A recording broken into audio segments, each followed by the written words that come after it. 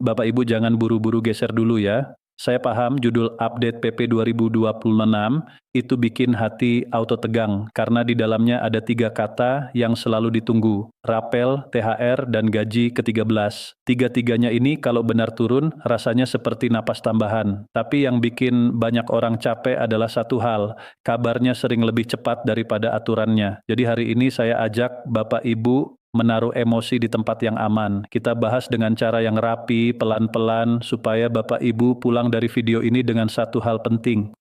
Bukan cuman katanya, tapi paham pola, paham urutan, dan paham apa yang bisa dan tidak bisa dijanjikan sebelum PP benar-benar keluar. Sekarang saya mulai dari inti paling penting dulu. PP itu apa sih? Fungsinya untuk THR dan gaji ke-13. PP itu seperti tombol resmi yang membuat pembayaran bisa jalan serentak dan punya dasar hukum.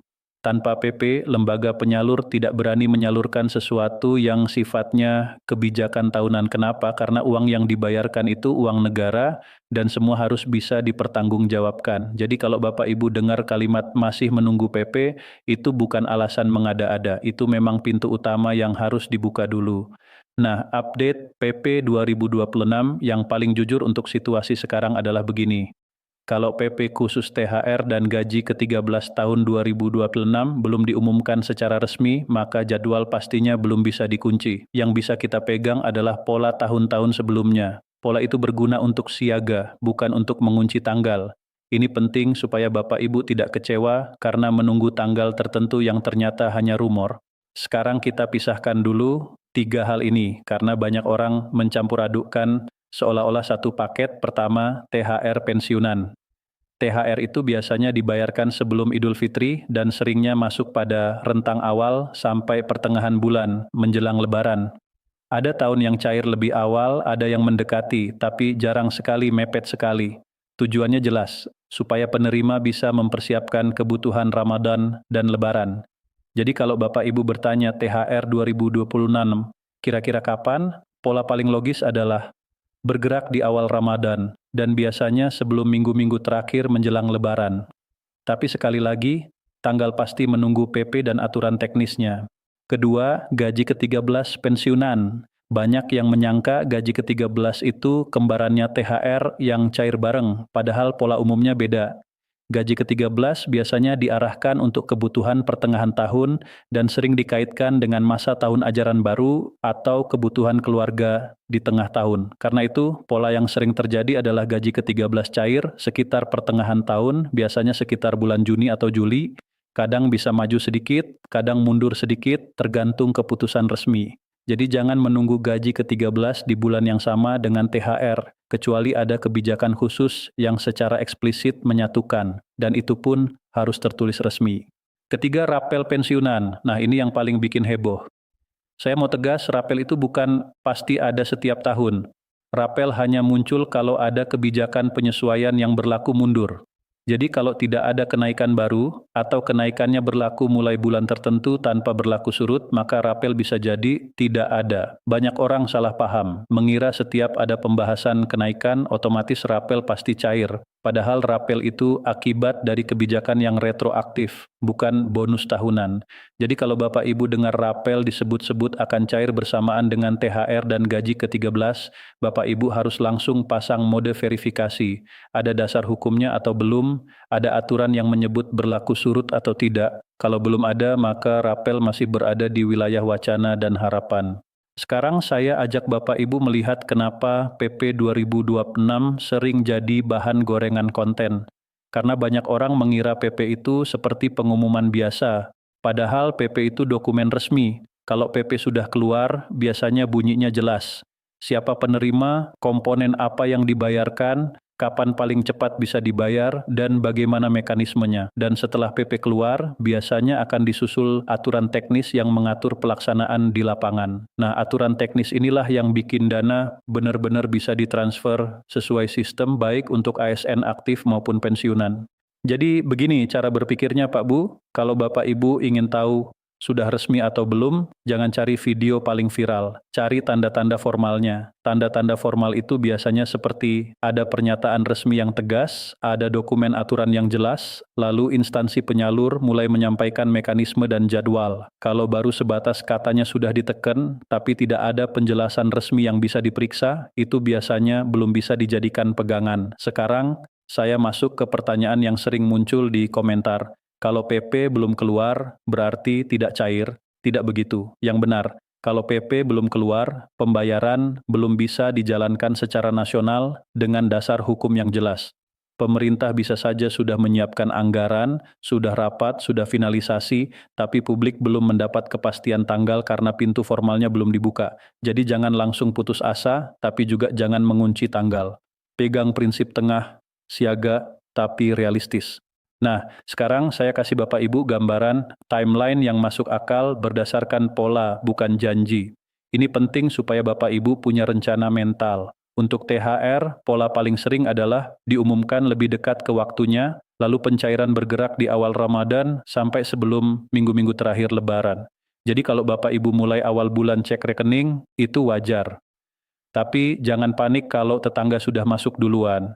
Pencairan massal bisa bertahap, beda bank, bisa beda jam posting, dan beda wilayah bisa beda kecepatan proses. Untuk gaji ke-13, pola yang sering adalah pertengahan tahun, sekitar Juni-Juli, kadang berdekatan dengan kebutuhan tahun ajaran baru. Jadi kalau sekarang fokus Bapak Ibu adalah THR kapan, gaji ke-13 jangan ditunggu barengan. Nanti akan ada babak berikutnya ketika waktunya mendekati pertengahan tahun. Untuk rapel, ini yang paling tidak bisa ditebak kalau belum ada kebijakan kenaikan yang berlaku mundur.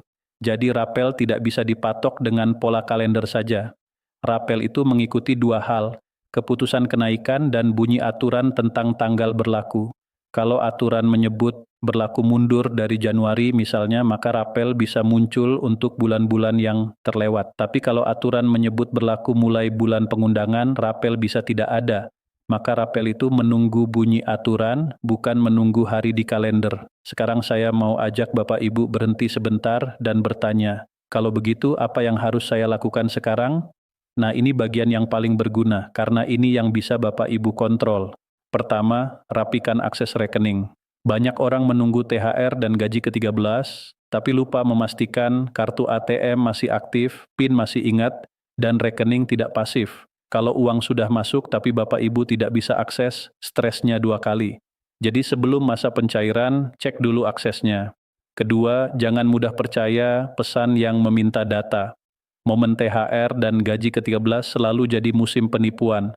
Modusnya halus, mengaku petugas, mengaku perlu verifikasi, minta OTP, minta PIN, minta foto identitas. Bapak Ibu harus tegas, tidak ada lembaga resmi yang minta OTP lewat chat untuk mencairkan hak. Kalau ada yang meminta, anggap itu bahaya. Ketiga, biasakan cek mutasi, bukan cuma saldo, karena saldo bisa menipu kalau ada transaksi lain. Mutasi menunjukkan transaksi masuk dengan tanggal dan keterangan. Ini membantu Bapak Ibu memastikan apakah dana benar-benar masuk dan kapan masuknya. Keempat, pahami konsep bertahap. Kalimat ini penting, pencairan massal itu jarang benar-benar serentak. Bisa ada batch, bisa beda bank, bisa beda waktu posting. Jadi kalau hari pertama belum masuk, jangan langsung menyimpulkan saya tidak dapat. Tunggu 1-2 hari kerja, cek berkala, baru kalau lewat beberapa hari kerja masih belum masuk, lakukan pengecekan lewat jalur yang benar. Sekarang saya bahas bagian yang sering bikin salah paham soal komponen. Bapak Ibu, THR dan gaji ke-13 untuk pensiunan biasanya mengacu pada penghasilan pensiun bulanan yang menjadi dasar hak. Artinya, besarannya bisa berbeda antar orang, karena pensiun pokok berbeda, status tanggungan keluarga berbeda, dan komponen melekat berbeda. Jadi jangan jadikan kabar nominal rata-rata sebagai patokan wajib. Patokan paling sehat adalah membandingkan dengan penghasilan pensiun bulanan Bapak Ibu sendiri. Kalau biasanya Bapak Ibu menerima sekian, THR dan gaji ke-13 biasanya berada di rentang yang sepadan sesuai ketentuan yang berlaku. Lalu rapel apalagi? Rapel itu pasti berbeda-beda karena rapel dihitung berdasarkan selisih hak dan periode selisih, dan itu sangat tergantung pada data masing-masing. Jadi kalau ada yang bilang rapel semua orang sama, itu tanda kabar itu tidak memahami sistem. Sekarang saya masuk ke inti judul, update PP 2026.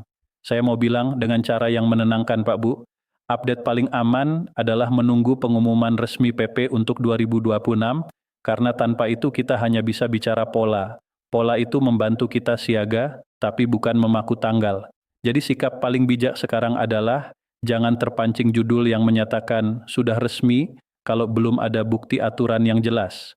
Tetapi juga jangan putus asa, karena biasanya kebijakan THR dan gaji ke-13 memang rutin diberlakukan tiap tahun. Hanya waktunya yang menunggu keputusan resmi. Kalau Bapak Ibu ingin tanda kapan sudah dekat, biasanya begini.